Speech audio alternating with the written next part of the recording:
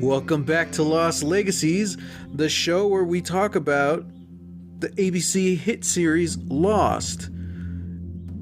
I'm your host, Matt. And I'm your other host, Sam. And today, we're not talking at all about Lost. No, we are not. First off, let's just say it feels good to be back. Oh, I know. We were only off for, like a month or so, but it feels like longer. Mm-hmm. Yeah. It really does. I don't know. So much has happened just in the past month. Mm-hmm. But as I think we talked about this, it feels like it's been so long. I don't remember how we ended it. But we did mention changing things up when we got back after our little break. Mm-hmm. This is one of those things. We decided that the first Monday of the month, we would actually not be talking about Lost, but we would be talking about who knows what. Everything else, I guess. Mm-hmm. Yeah, it's just to give a little more variety in the episodes. It will pretty much extend our Lost watch, but I don't know. I think it'll make it fun as well. I think so. Sam, what have you been doing for the last month?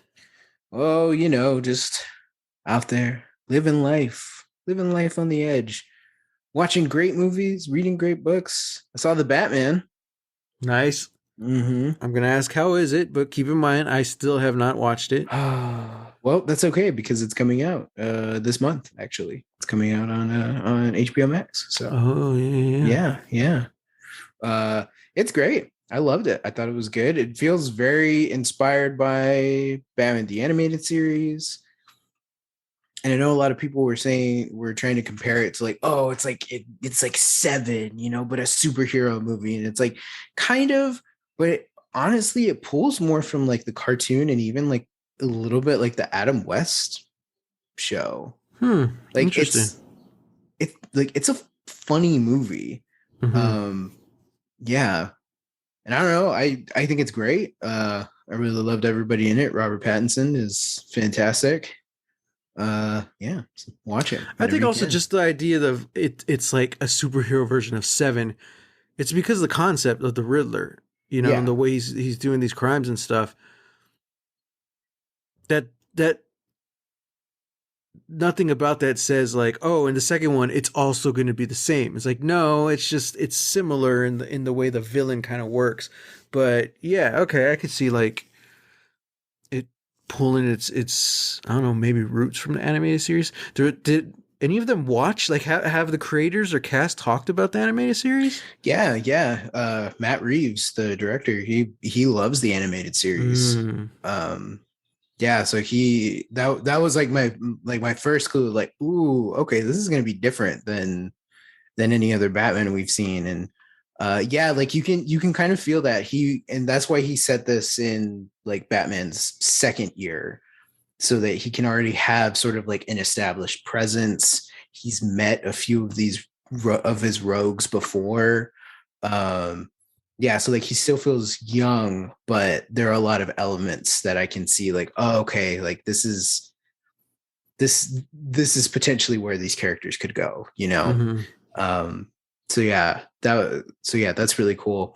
I think he even said like he was tempted to like do like the thing the animated series did, like tinting the sky red.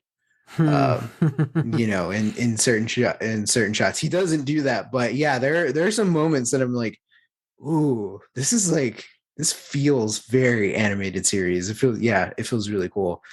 Yeah. And I'm excited because he said that for a sequel he would love to do Mr. Freeze.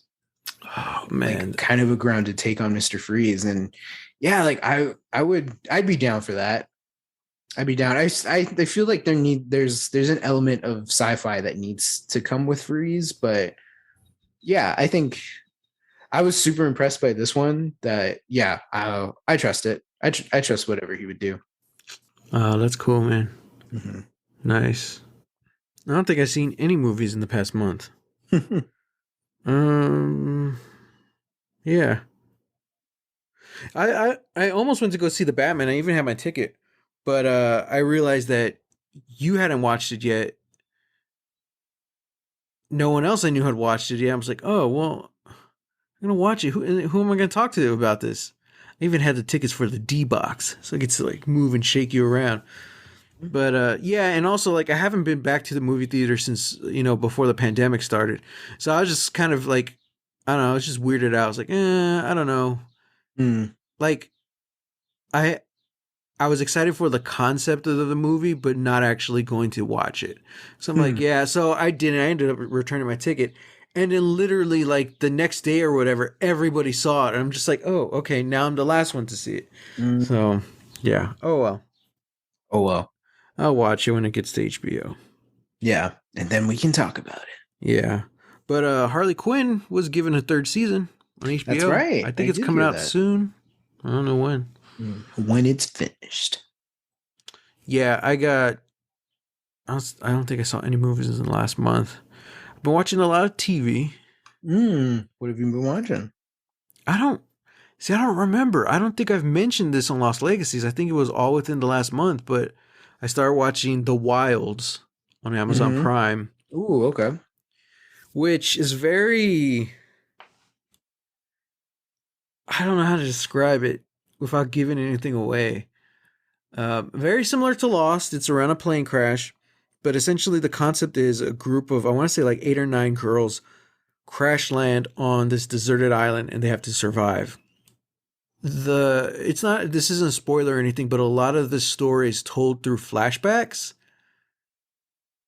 which is of course very reminiscent of Lost. But like it's kind of, it's weird because it starts off, the whole concept of the show is like in an interview. Mm. It's the girls talking to like, I think one guy's a therapist and the other one is like, I don't know, a fed or something. Like they're trying to figure out what happened with the crashing on the island. So the show is basically like this interview, and then through flashback we see what actually happened on the island. Mm. And even with that, we see even further flashbacks to what happened before the crash. So it's like double flashback. Yeah. Yeah. So it's really clever the way it's written and stuff because um I want to say first season is 10 episodes. So each episode you kind of find out, oh, okay, this girl's alive. That's good. There's still like not each episode, it's not like Lost where each episode is based around one person. It's just kind of like that interview style is. So every now and then they'll cut back to whichever girl's in the hot seat for the episode. But still, the way they're kind of spreading the story out, I think I still have like 2 episodes to go, and I still don't know if all the girls make it out or not. Because there's still a few I haven't seen in the interview, you know? Mm-hmm. So it's really weird. Like I don't want to call it like a flash forward because technically the show takes place in that room. Everything else is a flashback. It's just really kind of trippy. It's kind of wild. Yeah. There's Oh, also like the nice. first episode kind of sets up too, that maybe this plane crash wasn't exactly an accident. Hmm. Um, yeah. So it's very cool, very interesting. It's about a group of high school girls, but I think it's done really well.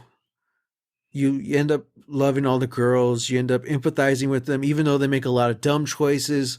You could empathize with them, but also they're teenagers, So you really get into that mindset, like, well, a teenager would do that.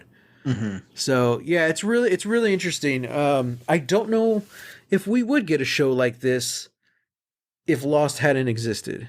Hmm. Maybe Maybe. because it does. I mean, from what we've seen, we're still early days of season 3 of Lost. There's a bit of weird sci-fi slash horror slash, I don't know, supernatural stuff going on Mm-hmm. in that show. Um, and I don't know. I think that kind of opened the floodgates for a lot of other genres to kind of incorporate that into their storytelling. Mm-hmm. Um, Not to say that the Wilds includes that, but the Wilds is definitely a mystery thriller, and I think, yeah, I don't know. I think we wouldn't have the Wilds without Lost. Hmm. Yeah, Interesting. maybe we would. I don't know. I think the main thing is the flashbacks. Because after Lost, everyone was playing with flashbacks. So maybe it wasn't Lost itself, but if we didn't Hmm. have that era of television with all the experimentation with the flashbacks, maybe without that we wouldn't have the Wilds. Yeah, yeah, I agree. It's really this is the power that Lost has. Mm-hmm. This truly is Lost's legacy. Whoa, nice, nice. Ah, Yeah, thank yeah. you, thank you. I'll be But here all week. Thanks for joining us, everyone. that See you goes later. back to a lot of why we're doing the show. In a lot of ways, we do feel like Lost is underrated. Hmm. It burned bright for those several years it was on air. Uh, but a lot of people, I think, they really underestimate the impact Lost had on culture and our storytellings and what we were consuming at the Hmm. time. I think I've said it before, but I don't think we would have Game of Thrones without Lost. I don't think so. No. Everyone attributes it to Lord of the Rings, which again I agree. Without Lord of the Rings, Oh, we wouldn't have yeah. Game of Thrones. But it's almost like Lost kickstarted this story driven focus on television. Hmm. Not that it wasn't there before, but it just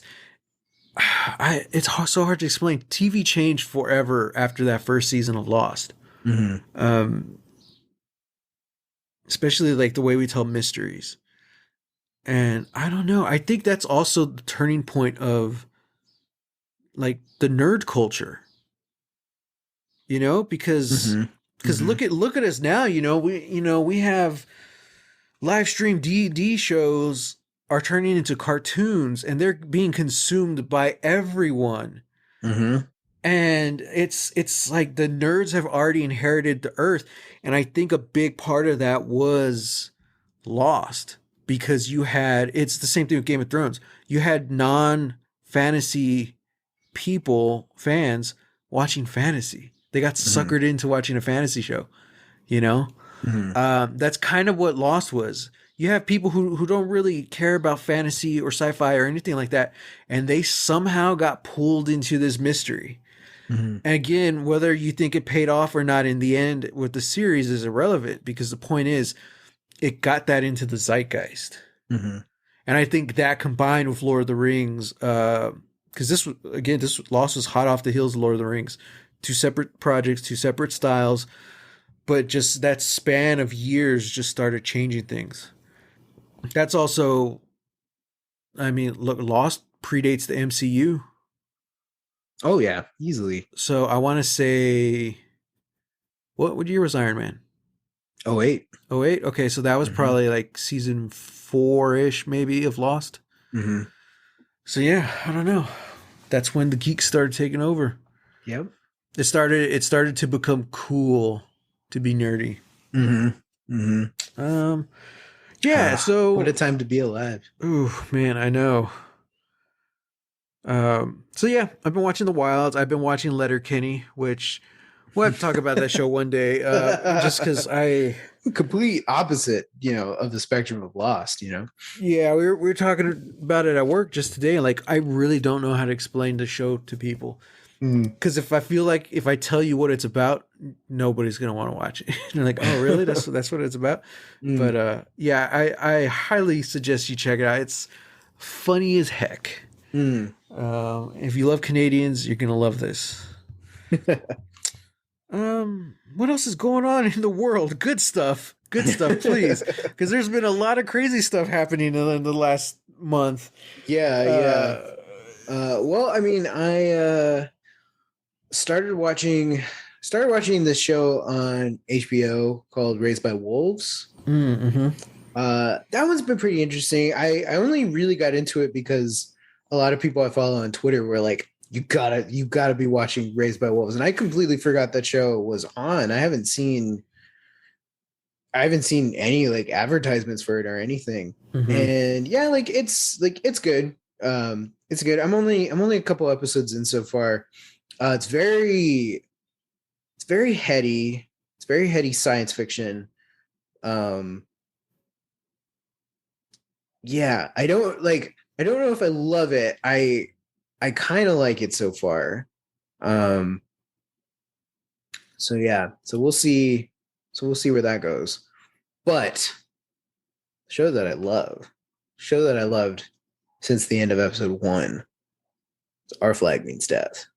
Mm-hmm. It's new comedy show. The season just ended, all on HBO Max. 10 episodes. They're like half hour long each. It's incredible. It's incredible. I know. And I know it caused like some sort of like ruckus between like Black Sails fans and fans of Our Flag Means Death, because they're Oh, really? like that's not a real pirate show. A real pirate show is Black Sails, all this stuff. I'm like, guys, you don't understand. We have two pirate shows now. Yeah, yeah, Like yeah, I know Black Sails is over, but like we have two pirate shows. yeah. We can watch both. We can love both. And I feel like it's because Our Flag Means Death has a vastly different portrayal of Blackbeard than the one Mm-hmm. from Black Sails. Mm-hmm. And And also, it's a comedy, so yeah, oh yeah, they're two absolutely. completely different things. Yeah. Yeah, yeah. So it's like, Uh, no, I don't see any comparison. I don't see any comparison with like Pirates of the Caribbean, any of that. It's just like, no, like this is just it's a funny show, and it's really good. It has so much heart in it. Yeah, it's just kind of a joy. mhm. It's a small little miracle ball of joy.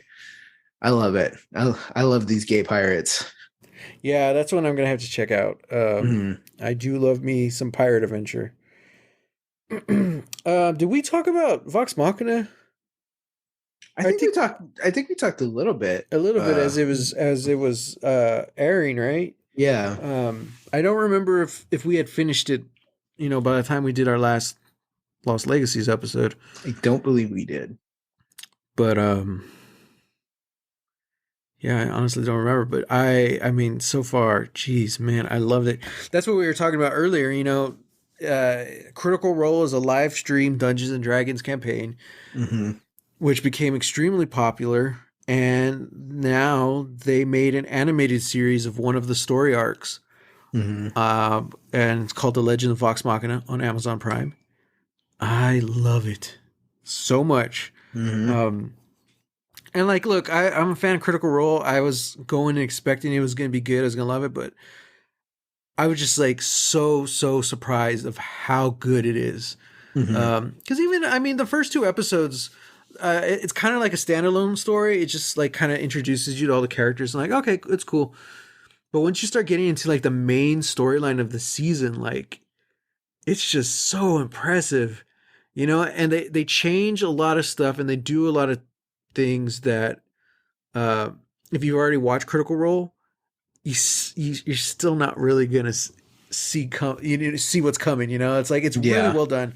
You could definitely see like a lot of like the anime influences on this, especially because essentially the cast are running it. There's a Hmm. showrunner and stuff, but they're the ones who run Critical Role and they're the ones making the cartoon. And I want to say almost every cast member has worked on some anime, because they get American voice actors when the shows come to the States. Hmm. So they all have anime backgrounds, and that's like you know, that's their preferred animation or some of the animation they really love. So there's a lot of influence in there. Because just some of the cinematography, I'm like, oh my God, this is Yeah. so good. It's such a cinematic series, you know? It Yeah. is. It is. It is. A lot of people were kind of complaining how clean it is, and I'm like, I see what they're saying. It has a very clean comic booky, uh, Western animation just look. It kind of reminds me of when you're watching an anime, and when you're watching something that's not, you know, Yeah. physically, like just the actual show itself doesn't really look like anime. It's more the cinematography I was talking about. But this is like, in a way, it kind of reminds me of Avatar. Mm. The way it's very clean looking. Hmm. But yeah, I don't know. I don't care. I love how clean it looks because to me it kind of adds to the fantasy. Like you see the colors. And Hmm. that's what I love, especially because like this is heads up, guys. This is a dark, dark story. The whole campaign itself, the whole storyline isn't, but this first season of Vox Machina, it's dark. Like it goes to some very triggering places. Oh So yeah. be warned, it's not a kid show at all. Mm-mm. Nope. And I mean, it's dark, it's very disturbing, and of course, there's some lowbrow humor to kind of balance it out, but you could have easily gone the route of something more, I don't know, goth looking, something a little more darker. Um, I don't really know. Like, I'm trying to think of an example, but I don't watch a lot of animation, so I don't know. But for a show that's this dark, I really appreciate how beautiful it looked. You're never squinting looking through the darkness. You get to see all the colors, Hmm. all the shades of blue that inhabit that blackness, Yeah. Um, yeah, and I mean, I've also been watching a lot of reaction videos. I think I told you, like, I've seen the series once, but I feel like I've seen it like 20 times because I'm watching all the reaction videos on YouTube. And they're still going, people are still discovering it. And so many people are shocked by where the show goes and certain storylines and twists. And I think a big part of that is because it's Dungeons and Dragons. Yeah. The dungeon master Matt Mercer had a certain kind of outline, certain plot, but a lot of the decisions and story beats that happen are mixed. They're his, and then they're also all the player decisions. Yeah. And it's really cool to see that in the show. In some ways, you're like, oh, that's odd. To me, I'm like, oh, that's probably because they rolled low. Oh, that's Hmm. probably because they rolled really high. Or this was happening behind the scenes, so this character's out. But there's other stuff where it's just like, damn, I did not see it going this way. I did not see that coming at all, Hmm. And like this character wasn't in the campaign, or this character was, but there's no player. So it's not like, oh, he rolled a natural one. It's like, no, there's he didn't. That's just the story beat. That just served the story. Hmm. And yeah, I'm curious to see what people think about it. Hmm. Hit us up at hashtag Lost Legacies. I want to know what y'all think about the Legend of Vox Machina. Um, I'm just downright just jaw is on the floor. Um, yeah, I don't know. What were your thoughts about it, Sam? Perfect. No notes. Perfect. Yeah, like I have to give it like a 10 out of 10. Like I don't think it's a perfect series, Hmm. but for what they did in the short amount of time, some of the episodes are very short. That's kind of my one complaint. Hmm. But just looking at this first season as a whole, I'm just like, they did it. As a nerd, I'm like, they did it. Like this is Dungeons Yeah. and Dragons. Yeah. I think that's kind of where I'm at. Like because I remember when like the first three episodes dropped. Yeah. I watched them all at the same time, and yeah, I was like, I was impressed. I was impressed by the way like it all came together. This was a big like fan campaign. All this stuff. Like they they got all the money. They raised all the money to do all this thing, and then it was finally here. And when it got here, I loved it. I did think that like those first three episodes were so short. Yeah. And I was like, Yeah. there's no way. Like, why couldn't these be? Why couldn't they have been longer? Hmm. Um, but yeah, that was really my only complaint for this whole thing, because also this isn't normal. Very much the same way that like canceled TV shows don't always get turned into feature length films Hmm. or get a second chance on another station or anything. This is like this is the dream come true. You got together with a bunch of your friends sitting at a table playing Dungeons and Dragons, and now you have an animated series on Amazon Prime where you and your friends are reenacting the adventures that you did years ago Hmm. Hmm. playing Dungeons and Dragons.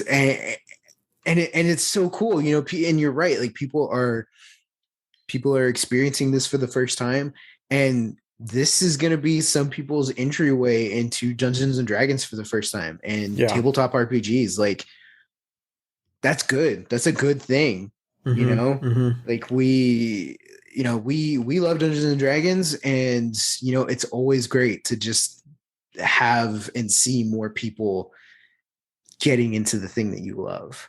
Yeah. Yeah. And yeah, like this, so yeah, the show shouldn't exist, and it shouldn't be half as good as it is. Mm-hmm. Uh, and yeah, I'm super pumped. I know they're getting more seasons. Don't know when they're coming out, but I'm fully there. Going to be there day one when season 2 drops. Yeah. Hell yeah. I'm excited. Yeah, I'm and pumped. I love what you said, how this is introducing people to Dungeons and Dragons. That's part of the reason I watch all the reaction videos, because most of those people doing the reaction videos that I've seen anyway, they don't play Dungeons and Dragons, and like they're always surprised. Even with the trailer, there's a lot of reaction videos just for the trailer of this show, Mm-hmm. and they're saying, "Wait, that's D&D? You know, like, wait, you can have guns in Dungeons and Dragons, or oh man, did you see? You know?" And it's like, it's understandable, because if you haven't played, you don't know. People just assume like, oh, it's Lord of the Rings. Like, okay, we have these characters, these tropes, and all this stuff, and you're like, wait a second, but Legolas wouldn't do that. Mm-hmm. You know, it's like, well, look, this isn't Lord of the Rings. It's Dungeons and Dragons. Mm-hmm. There is no Legolas. It's a fictional character. He's like, that's you. That's what they're not understanding. Mm-hmm. You're not playing Legolas. You're playing whoever you want.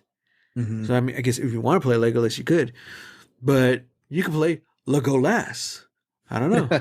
Look, how do some people say it? Legolas? Sure. I think, well, because I I mean, so many think. people just read the book, so they're like, oh, Legolas. I'm like, oh, Mm. that's weird. Doesn't sound very elf. Mm. But anyway, yeah, I mean, you know, that's you. So you can do whatever you want. That's the beautiful thing. And that's also what's intimidating and scares people about this game. Like, Mm-hmm. what do you mean I can do anything I want? You can do anything you want, Mm-hmm. or you can certainly try. It's like Yeah. it's just, it's Sam. We live in a society Oh God. that That's it. imposes rules and laws on us. That's why we're Mm-hmm. terrified by a game that has no rules. Mm. We need to be told what to do. Mm. But That's not technically true. There are rules in a yes, way. but and I know we've talked about this before. Like the rules of D&D are there to reinforce what you can do, Mm-hmm. not what you can't. And that's certainly something, being dungeon master for a couple years, I've learned, and I kind of wish I understood that better when I first started. Mm-hmm. Every single game in the world tells you what you can't do. Dungeons and Dragons gives you a rule set to help you do whatever you want. Mm-hmm. So if there's something you want to do that's not in the rules, I guarantee you, if you have an experienced dungeon master, they'll be able to scan real quick through their books or their D&D Beyond app and figure out, like, well, you know what? We can figure something out. Mm-hmm. You know, you want to, I don't know, attach TNT to your roller skates and the explosion propels you up a mountain while shooting pixies with like a Tommy gun.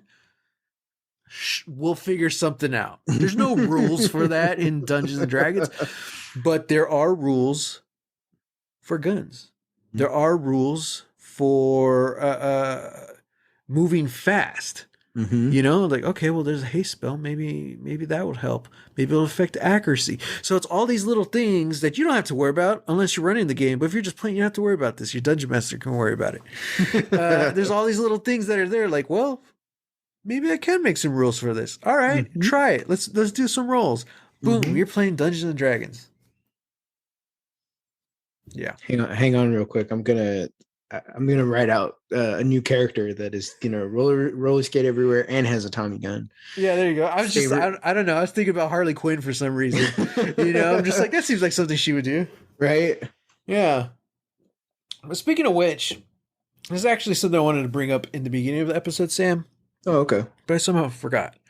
We're human. It's only natural. Yeah, so on the topic of Dungeons and Dragons, Mm-hmm. why don't we describe where the heck we've been for the last month? Oh, yeah. We've been in the deep, deep dark woods that is Rolling in the deep, just like yeah. Adele. Yeah. Been in the deep dark woods known as Patreon. Yeah. So, but before you get excited, Patreon's not for the show, guys. What we've Yes. been working on is a new podcast created by none other than Sam and myself. Mm-hmm. That is a Dungeons and Dragons podcast. Mm-hmm. It is essentially our live play Dungeons and Dragons game, which essentially means it's just since it's podcast form, it's just a recording of us playing D&D. But not just any D&D, right, Sam? Exactly. Because I know what you're thinking. You're thinking, oh, yet another podcast. Oh, yet another D&D podcast. There's so many of them. What if it's not good? How am I going to balance it out listening to all these other things? Well, I'll tell you. You could avoid and go listen to other shows, and you can do whatever you want. But I don't think any other D&D actual play podcast is going to have characters quite like this, because no D&D actual play podcast that we've found yet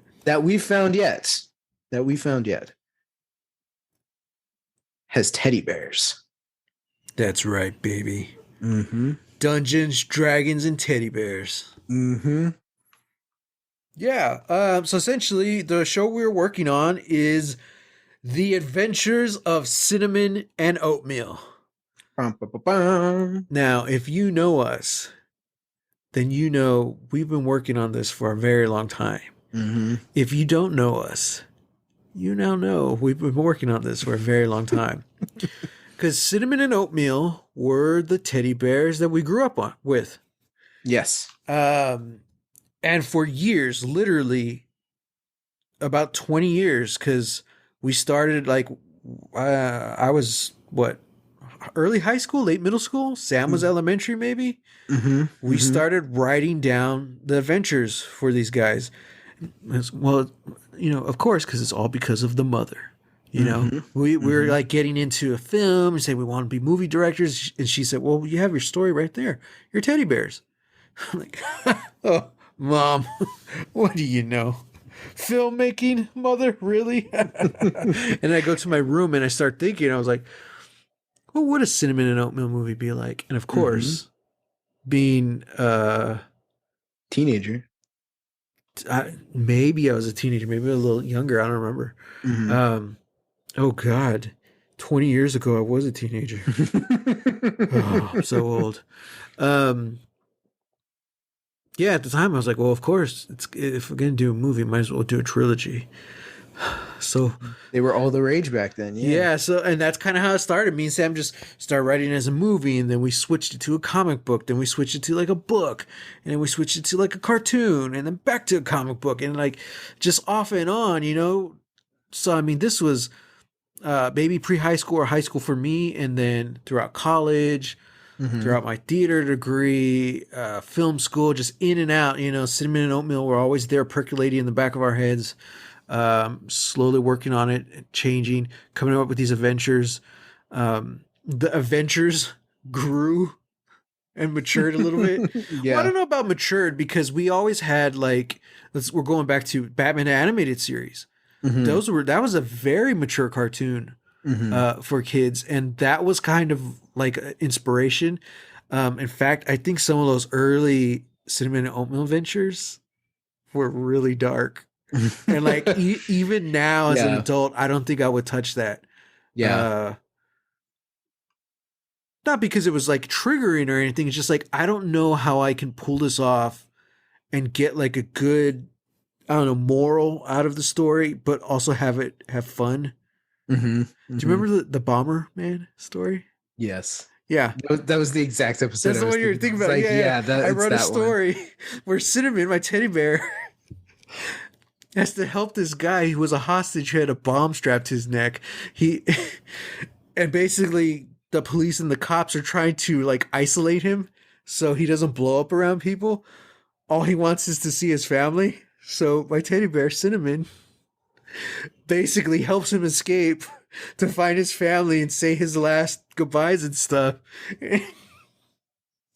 But he still blows up in the end. Oh, I I mean, know. it's the Oh Hitchcock gosh. thing. Like, you know Oh what's going to god. happen. It has to happen. It was so dark.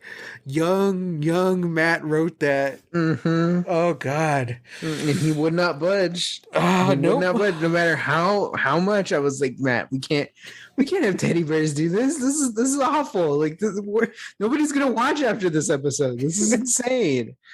And surprising Oh, enough, that was like episode 3 of our planned animated series or yeah, TV yeah. show, So whatever. we're Yeah. like, okay, we can't do this It's after like, all. wow, okay. It's always on the back burner, though, so look Oh out. god. Oh, God. Needless to say, that's not going to be in our D&D show. We're So, not yet yeah, like, that we know of. oh, geez, I'm yeah. watching you. Oh, I'm geez. watching you, Jimenez. If you do anything like that, Yeah, so essentially, it's not like we got rid of those stories or anything. It's just kind of, that's like all the backstory, you know? mhm. Um, so now we're kind of we're essentially sending those two teddy bears into a fantasy universe with Dungeons and Dragons and now teddy bears. Mhm. So yeah, that's what we kind of wanted to share. And we're um depending when you listen to this, because it's actually going to go live the day after this episode. So tomorrow, everything's going live. Episode 1 is going to hit the podcasts, and our Patreon is going to go live as well. So just Mhm. if you want to support us, go find us at the Adventures of Cinnamon and Oatmeal on Patreon. We have several different tiers. There's going to be a lot more kind of more of this, just Matt and Sam just chatting, but it'll be kind of more either game related or D&D related. We just got a mix of stuff. You got to go check it out. And but more importantly than anything, check out the show, because we wanted to do something with those two crazy little bears and share them with the world. But also, this is like, I love doing the show. Sam loves doing the show. But I mean, we do this all the time, you know? It's just us talking about stuff we love, talking about stuff we love that was made by other people and those people who we respect. Um, this is kind of like it all came out of, you know, being in quarantine for a year and a half to 2 years. We decided, like, you know what, we're gonna make our own. You know, Mhm. nobody's casting me in anything, so I'm gonna cast myself. Mhm. You know, I'm gonna And make yeah, my own. and I have yet to write that next great American novel, so I'm going to do the next best Yeah, thing and write a kick-ass D&D campaign. yeah. There you go. So yeah, so it's us just being our own bosses for once and creating our own stuff, you know, and putting it out there. Mhm. And it's so weird because, like, it feels, on the one hand, like I said, we've been working on this for 20 years and be telling these stories and writing stuff between us. So it's like there's this history there, and it also feels like there's really nothing new. For us, it's just a different chapter in this saga of Cinnamon and Oatmeal. Yeah. But at the same time, this is like the first thing we're really putting out there, not just of the teddy bears, but for us professionally. Like, well, you've had your comic book, you know, and we've had podcasts Mhm. before, but Mhm. like this is something that we're creating together and Yeah. sharing it with the world. Mhm. Um, and with Patreon, you know, there will be money involved. This is becoming a business. So that's all new. So that's really like, oh man, it's crazy. Um, yeah, I don't know. It's just it kind of feels like some things are coming full circle and other things are just beginning. And we will love it if you guys join us for this wild ride. Mm-hmm. But also, I mean, we're still going to be here, Lost Legacies. So yeah, we still got like half a series to watch. Oh yeah. Oh yeah. Our plates will be full for the time being, for the foreseeable future. Mm-hmm. But yeah, we're always gonna make time to come back to this show because we love the show. Um, Mm-hmm. I love watching Lost and I love talking about it with my brother. And yeah, that's just, yeah, like Matt said, that was a way that we could like see each other and bond Mm-hmm. through, year and a half, 2 years of pandemic. So, that's not going away anytime soon. We're still Mm-hmm. going to be doing this. Uh, Again, changing up the format a little bit and going to be bringing you so much cinnamon and oatmeal content. It's going to knock your socks off. Yeah, So, yeah, yeah. We're already we pre-recorded a couple episodes. So we're already a couple episodes ahead, and I guess well, schedule-wise, it'll be one episode a month, essentially mhm, the first Tuesday of the month, and yeah, just because like these the a Dungeons and Dragons campaign, especially for us, and just trying to balance it with our jobs and stuff. It's a lot. It's a lot. There's a lot more effort and work goes into it than like one of these Lost Legacies. That's why mhm, Lost Legacies is going to continue to be weekly. Cinnamon Oatmeal is going to be monthly. mhm, One episode a month because it takes a lot of work. There is a more in-depth editing process, cleaning certain things up, making sure everything kind of makes sense. Yeah, it's just more. It takes a lot more work to do that show. But also the reason we wanted to set up the Patreon is because one, we wanted to create a community and a safe space. So we put it behind a paywall, you mhm, know? Just because that's how we can guarantee like who we let in is really is cool, you know. There's a lot of negativity out there right now in the world and we just don't have time for that crap. mhm, So if you're in, you're in, you know, you're one of us. As me and Sam discovered, you're in the sleuth because there's no such thing as a bear pack. mhm, They're called a sleuth of bears. mhm. So you're in the sleuth if you're on our Patreon. So we wanted to create this community. Also, like I said, it takes a lot more work to crank out one of those episodes. So it's also, you know, just giving us a little something for our time and the amount of effort and work we put into it. Mhm. Um, so we would love, love, love to have you over there on our Patreon page. So send us some love as of tomorrow, April 5th. Other than that, Sam, what else? That's what we've been working on. We talked about movies. Mhm. We talked about Mhm. TV. Mhm. I think that, yeah, that pretty much covers it. That's some without Lost. I mean, that Yeah, sums it up. You know, yeah, I feel homesick for Lost. I feel like we need to go back to this island. yeah. Uh, man. I'm trying to think just real quick what else is going on. Tiny Tina's Wonderlands. Mhm. It's a video game. Just started playing. It's I guess technically set in. It's part of the Borderlands franchise, which I've never played before. I don't really know anything about it. But the video game is their version of D&D, which is uh, called Bunkers and Badasses. And but I mean, a lot of the mechanics are the same from Dungeons and Dragons, except you have badass guns. Mm. Technically, you could have guns in D&D as well, but in the video game, it's just fun because you're firing off spells and you're shooting guns. I'm like, oh, this is so fun. Uh, I think you guys should get on hashtag Lost Legacies and tell Sam he should get Tiny Tina's Wonderland so we can play together. Yeah. Yeah, Oh man, that'd be yeah. fun. So, Sam, other than that, I got nothing. I got nothing. All right. I mean, I guess That does it for today. that does it. Next week, we will be back on Monday with a new episode of Lost Legacies, and we're jumping Mm-hmm. back into Lost. What is it? Mm-hmm. Season 3, episode 7? Yeah, that sounds about right. Yeah, because I think there were 6 episodes in that little like mini series one. Mm-hmm. So we're jumping into episode 7 and Mm-hmm. see what happens. All I can say is I remember really digging season 3. It has some really good moments, but it also has some of the worst moments in Lost history. So Oh no.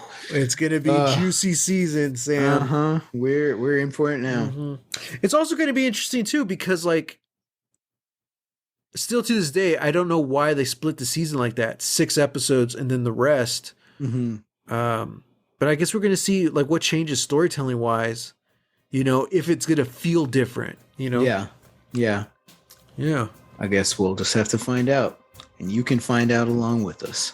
Next time on Lost Legacies. As always, you can find us online. I'm trying to remember what's our outro. Hit me up on Twitter at _Matt Jimenez and on Instagram at Holy Hand Grenade of Antioch. And you can find me on Twitter and Instagram at Reel, that's REEL, Texas Weirdo. Send us questions at hashtag Lost Legacies. Until next time, get lost. Get lost.